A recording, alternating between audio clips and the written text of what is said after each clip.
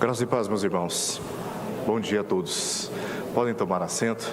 Nós estamos dando sequência na série que estamos fazendo na primeira epístola de Pedro, com o tema geral, o poder do sofrimento.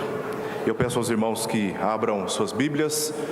1 Pedro, capítulo 1, nós leremos os versos 22 até o capítulo 2, verso 3.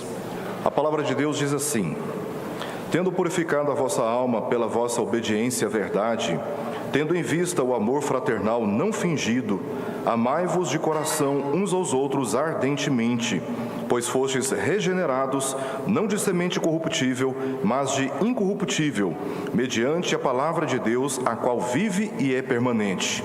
Pois toda a carne é como erva, e toda a sua glória como a flor da erva, seca-se a erva e cai a sua flor. A palavra do Senhor, porém, permanece eternamente. Ora, esta é a palavra que vos foi evangelizada.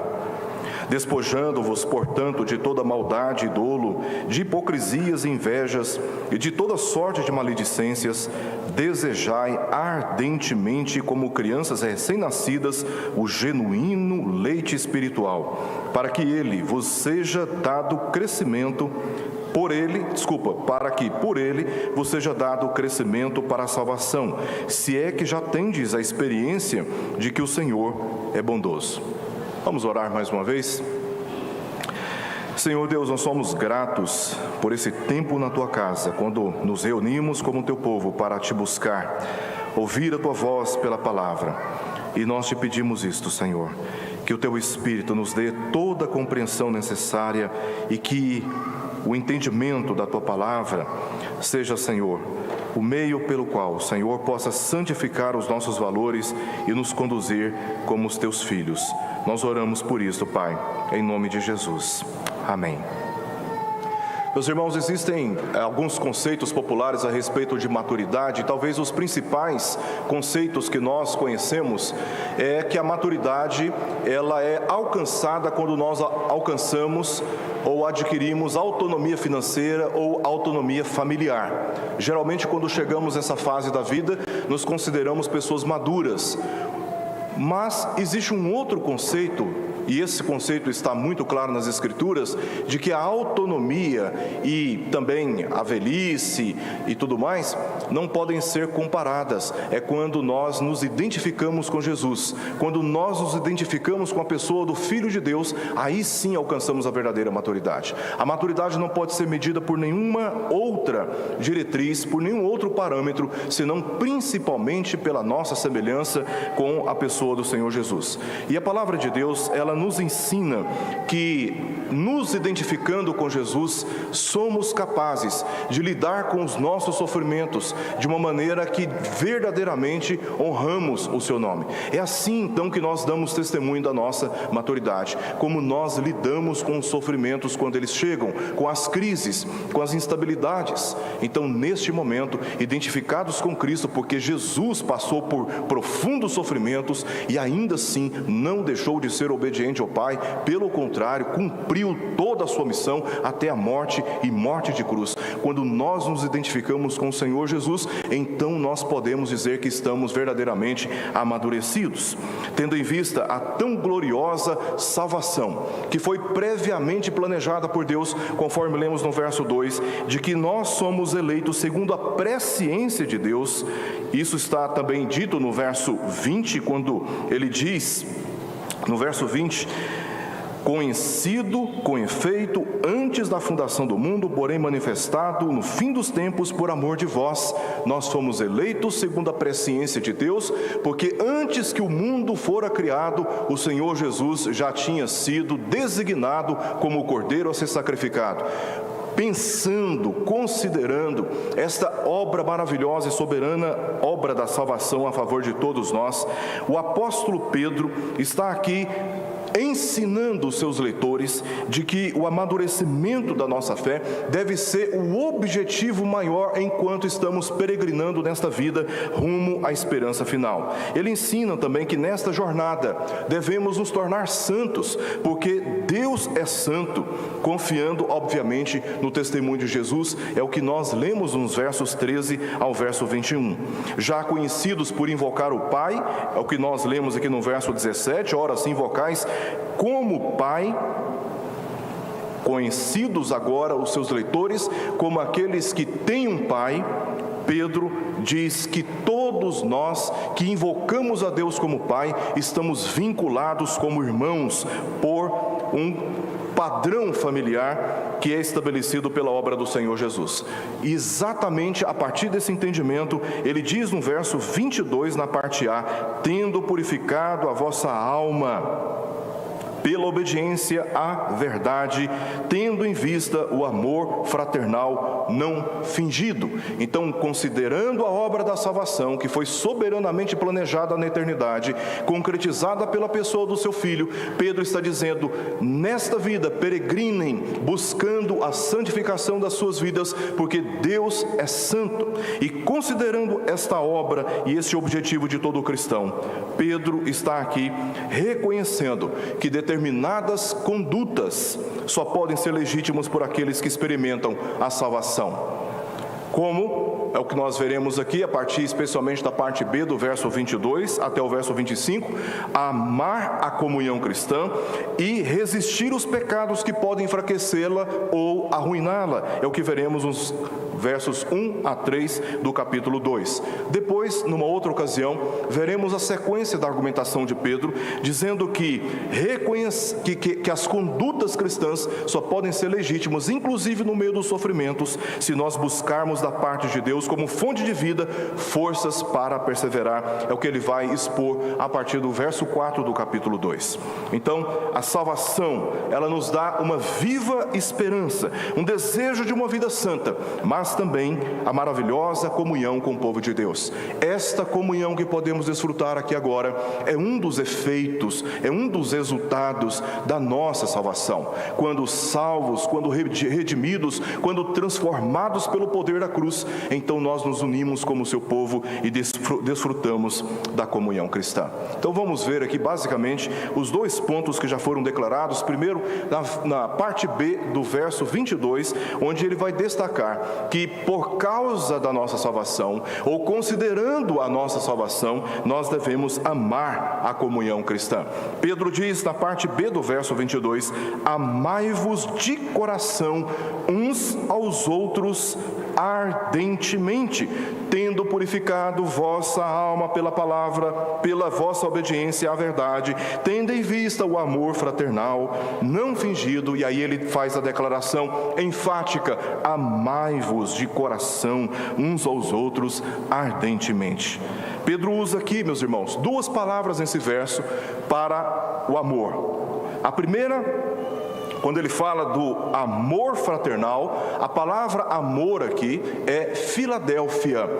Essa palavra Filadélfia significa aquele afeto que nos vincula como irmãos. É o amor de um irmão para outro irmão. É aquele amor que estabelece a comunidade cristã. A segunda palavra amor é tradução de uma palavra grega, agapau. Agapau significa o amor efetivado a favor do cuidado uns dos outros. E é nesta parte que Pedro está dizendo, considerando que vocês são uma igreja, considerando que vocês são um povo de Deus, considerando este amor fraternal, então cuidem uns dos outros ardentemente, façam isso com toda sinceridade. O cristão possui amor fraterno, mas também é persistentemente motivado a se dedicar ao cuidado abnegado de uns aos outros por duas razões que nós vemos aqui na passagem.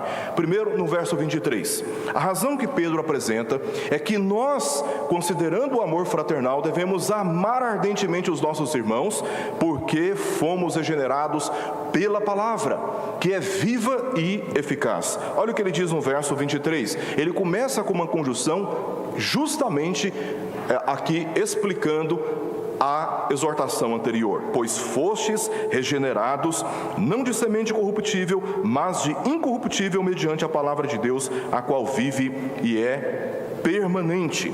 Uma grande mudança ocorre no coração de todos os que obedecem à verdade, ou seja, a palavra de Deus. Quando obedecemos a palavra e nos esforçamos neste caminho, muitas transformações começam a ocorrer, a ser realizadas no nosso coração, na nossa própria vida. Não foi à toa que o apóstolo Pedro disse no verso 16: sede santos porque eu sou santo, como se a santificação dependesse exclusivamente de nós. Ele não está dizendo que a regeneração é resultado do esforço humano, mas que é a causa dele, é a causa da nossa regeneração. Por isso que nós buscamos a santificação, porque já fomos regenerados, porque já fomos redimidos.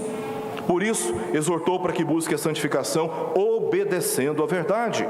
E como uma semente, a palavra é pequena.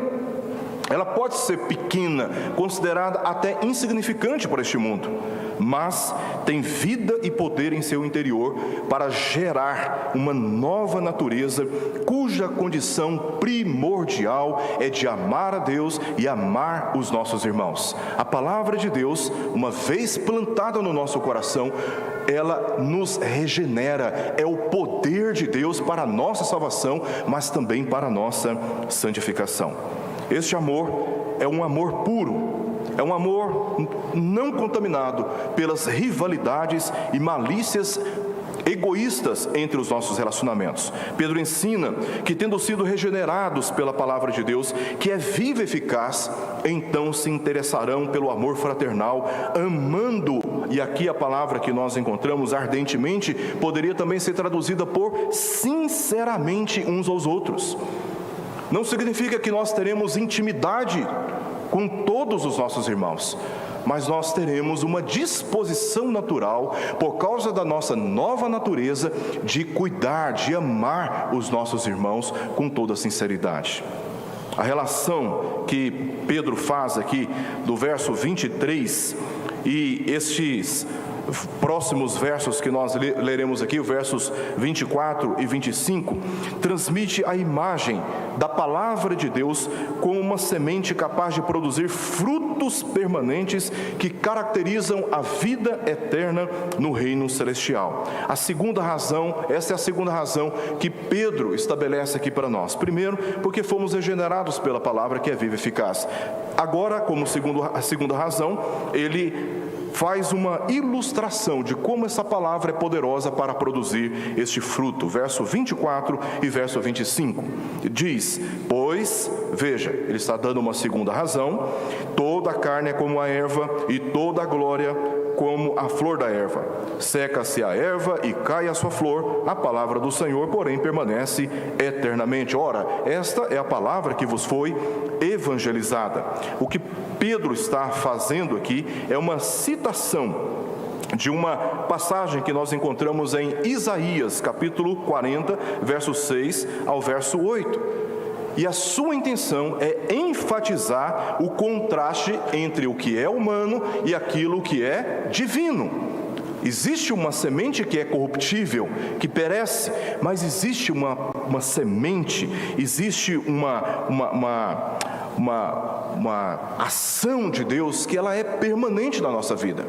Esforços humanos só podem produzir comportamentos adequados provisoriamente, mas a ação de Deus é poderosa para produzir em nós resultados permanentes. E é isso que Pedro está estabelecendo aqui, essa distinção entre o que é humano e o que é divino. E a palavra de Deus é poderosa para estabelecer mudanças eternas que caracterizam a nossa vida no reino celestial. Portanto, pela obediência à verdade, devemos, em último lugar, e aqui eu quero concluir, versos 1 a 3 do capítulo 2.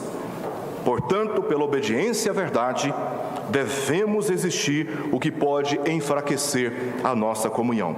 As condutas que Pedro reprova aqui, verso 1, despojando-vos, portanto, de toda maldade, dolo, de hipocrisias, invejas e de toda sorte de maledicências, têm a sua solução naquilo que ele exortou antes no verso 22, na parte B: amai-vos de coração uns aos outros ardentemente. Esta é a solução.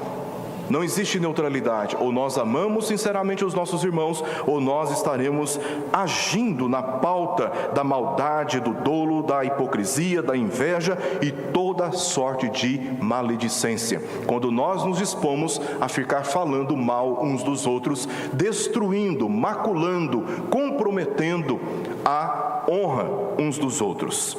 E Pedro usa a palavra aqui, despojando, o verbo tirar. E este verbo, ele ilustra o ato de você tirar uma roupa suja, estragada, para colocar uma outra roupa, uma roupa nova, uma roupa limpa. Pedro está fazendo um contraste entre uma conduta que não se identifica com a nossa salvação, com uma conduta que se identifica com a nossa velha vida, porque o amor fingido é aquele que busca o seu próprio interesse. O amor fingido é aquele que ajuda e faz doações, mas exige favores depois, sob chantagens e também ameaças, por ciúme, soberba, ira ou ressentimento, calunia e divide também relacionamentos. Isso não é amor sincero, isso não é amor verdadeiro. O amor verdadeiro, ele é abnegado, ele renuncia aos seus próprios direitos, ele não busca os seus próprios interesses, ele não age tendo em vista o que ele pode ter de vantagem lá na frente. Ele é desprovido desta malícia, desse dolo, e por isso ele não se ocupa com rivalidades, competitividades, por orgulho ou por ressentimento, prejudicando a honra uns dos outros. Condutas como essas devem ser resistidas na comunhão cristã, uma vez que nós estamos considerando termos sido salvos pela obra da graça de Deus, em consideração a nossa salvação e obediência à verdade, tendo em vista o amor fraternal. Elas só podem ser resistidas quando somos fortalecidos pela comunhão com Deus e guiados por sua palavra, e é exatamente isso que Pedro trata aqui nos próximos versos 2 e verso 3. Pedro vai dizer o seguinte: olha, considerando esta obra da salvação, que produz entre vocês uma comunhão cristã em meio aos sofrimentos, então abram mão, resistam tudo aquilo que pode comprometer esta comunhão cristã, tudo aquilo que pode prejudicar essa comunhão cristã. E como que vocês vão fazer isso? Buscando crescimento espiritual. Olha o que ele diz no verso 2 e verso 3: desejai ardentemente, como crianças recém-nascidas, o genuíno leite espiritual, para que por ele vos seja dado o crescimento para a salvação, se é que já tendes. Veja, ele está considerando a base, o fundamento, se vocês já têm experiência de que o Senhor é bondoso. Aqui ele usa a metáfora da criança recém-nascida e a nossa condição espiritual. Assim como a criança depende do genuíno leite, nós dependemos da genuína comunhão com Deus através da sua poderosa palavra. E o propósito dessa busca de crescimento espiritual na comunhão com o Senhor, na direção, no caminho, no trilho da palavra de Deus, é para que cresçamos rumo à plena maturidade da nossa salvação, se sabemos, ou aquele conhecimento empírico, se já experimentamos, de que Deus é bom e que esse caminho, portanto, é o caminho eficaz e maravilhoso e excelente para todos os cristãos. Para concluir, deixo aqui duas considerações finais para todos nós. Meus irmãos, tempos difíceis geralmente tensionam a unidade dos relacionamentos. Momentos difíceis, de crises, de tribulações, de provas, geralmente nos tentam afastar uns dos outros. Esta é a estratégia de predadores no reino animal, e é a mesma estratégia de Satanás. Onde há crises, onde há provas, onde há tribulações, Satanás se aproveita das oportunidades para nos separar, para romper a nossa comunicação, o nosso diálogo, a nossa comunhão, e o pior, maculando o nosso amor de uns para com os outros. Famílias, igrejas e sociedades se dividem, na maioria das vezes, não todas as vezes, mas na maioria das vezes, se dividem por problemas superdimensionados em tempos difíceis. Quando a tribulação vem, a guerra vem, a prova vem, problemas que antes eram considerados suportáveis, eles assumem uma superdimensão. E aí pequenas coisas, no trato uns com os outros, acabam assumindo uma proporção descontrolada e por isso as pessoas acabam se afastando e cortando o diálogo, a comunicação umas com as outras. O apóstolo Pedro está consolando os seus leitores com a certeza da salvação, mas também instruindo como podem se manter unidos quando estavam passando por muitos sofrimentos e perseguições, assim como nós já vimos aqui. Basicamente encontramos nessa passagem dois ensinos. Primeiro, a confiança na salvação conquistada por Jesus, ela deve nos mover na direção da comunhão cristã. Se eu sou verdadeiramente um seguidor de Jesus Cristo, eu jamais negligenciarei a comunhão cristã. Eu jamais subestimarei o valor da comunhão com os meus irmãos. Quando falamos em comunhão cristã, não falamos apenas sobre aquele acordo de fé que nos une quanto às questões mais fundamentais das Escrituras, mas também do interesse e também do esforço de congregarmos, nos unindo com o povo de Deus na adoração, na instrução e na mutualidade. Eu não estou me referindo apenas a esta comunhão que está relacionada com o acordo da fé, mas também estou me referindo à comunhão cristã, à necessidade de estarmos congregando juntos. Esta comunhão, pela graça de Deus, meus irmãos, é eficaz para o fortalecimento da nossa fé na jornada da vida cristã. Por isso, a falta dessa comunhão, quando eu me afasto da igreja, quando eu deixo de congregar, quando eu não me esforço, é claro, existem tempos de exceção, como nós vivemos recentemente. Tivemos que, por força de uma necessidade sanitária, nos afastar e apenas nos limitar à internet. Mas esse tempo, pela graça de Deus, está passando. E eu preciso me esforçar e de forma disciplinada, me manter na congregação dos santos, participando do culto público, congregando. Porque esta comunhão, ela é eficaz para enfraquecer, para fortalecer, a alegria da nossa salvação e o vigor do nosso testemunho cristão. Geralmente pessoas que se afastam da igreja, que deixam de congregar, elas se esfriam espiritualmente falando. Elas começam a perder a alegria da sua salvação e o vigor do seu testemunho. Presas sozinhas, são alvos fáceis no reino animal. Somos convocados por Deus para os cultos públicos, para a convivência harmoniosa nas nossas relações e para proteger a nossa comunhão, resistindo tudo aquilo que pode enfraquecê-la. Esta é uma das marcas mais relevantes do povo de Deus no mundo. Ele é um povo unido, que se ama e ama a Deus acima de qualquer outro interesse. Foi isso que Jesus disse em João capítulo 17, que pela nossa unidade, que o mundo creia, porque a nossa unidade, a nossa capacidade de amar uns aos outros é um testemunho eficaz no mundo. E se nós enfraquecermos esta condição, nós também, inevitavelmente, enfraqueceremos o nosso testemunho. Por fim, a palavra de Deus é o poder de Deus para a nossa salvação. Pela palavra, diz o testemunho de Moisés em Gênesis, Deus criou o mundo, mas também pela palavra, conforme lemos aqui, Ele nos regenerou, Ele nos recriou, Ele mudou a nossa condição, nos deu uma nova natureza.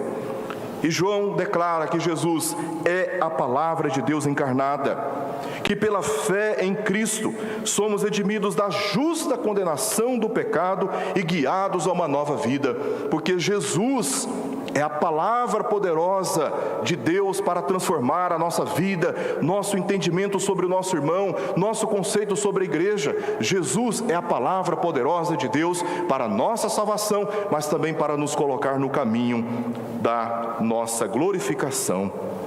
Jesus é a palavra de Deus, Jesus é o servo sofredor. Jesus veio ao mundo sofreu em nosso lugar. Ele obedeceu ao Pai até a morte, diz o texto de Isaías, e até a morte de cruz, conforme o testemunho que Paulo também dá na sua epístola aos Filipenses. Assim, pelo seu testemunho, ele é a luz que ilumina os nossos caminhos para vivermos igualmente em obediência a Deus, à palavra, desfrutando dos efeitos que ela traz para a nossa vida comunitária. Que Deus nos abençoe, meus irmãos, neste tempo de provas, de lutas, de sofrimentos, a nos mantermos unidos quando a tribulação, as dificuldades vêm. Estes são os momentos que mais precisamos da igreja, mais precisamos estar juntos. E o que acontece naturalmente quando passamos por uma forte, uma intensa luta? Nós nos afastamos. Pedro, pelo Espírito de Deus, está dizendo: voltem, congreguem, vocês precisam estar juntos em tempos de dificuldade. Ali, como diz o salmista, ordena o Senhor a sua bênção. Vamos orar?